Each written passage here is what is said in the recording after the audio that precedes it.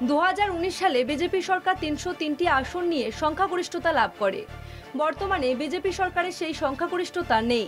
বর্তমানে কেন্দ্রীয় সরকারের অবস্থা: BJP 240, TDP 16, JDU 12, এসএইচএস 7, LJP 5, JSP 2, RLD 2, JDS 2। এমত অবস্থায় দাঁড়িয়ে মোদী সরকারের ভিন্ন সিদ্ধান্ত বিজেপির অন্দরমহলের সদস্যরাই মেনে নিতে পারছেন না। আরএসএস এর সদস্যদের সঙ্গে মোদীর একতরফা সিদ্ধান্তের যে মতপার্থক্য তৈরি হচ্ছে তা বেশ কিছু ঘটনার মাধ্যমেই পরিষ্কার।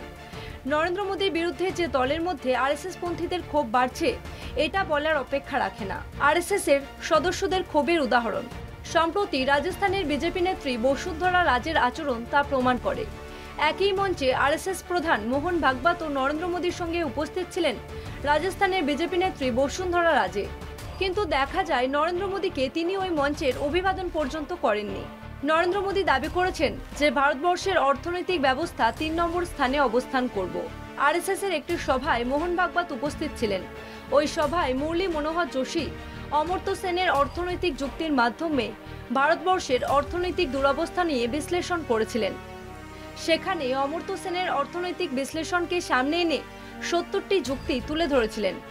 এই যুক্তিগুলির মাধ্যমে ভারতবর্ষের অর্থনৈতিক দুরবস্থার বিষয়টি তিনি প্রমাণিত করেছিলেন। তার দাবি, কোনো দেশের আর্থিক অবস্থা তার আয় দিয়ে বিচার করা হয়, তাহলে মানুষের জন্য কল্যাণকর ও উন্নয়নমূলক কাজ ব্যাহত হয়। মানুষ শুধু রোজগারের দিকে ছোটে। ভারতবর্ষের অর্থনৈতিক ব্যবস্থা সম্পূর্ণ দাঁড়িয়ে আছে মধ্যবিত্তের উপরে।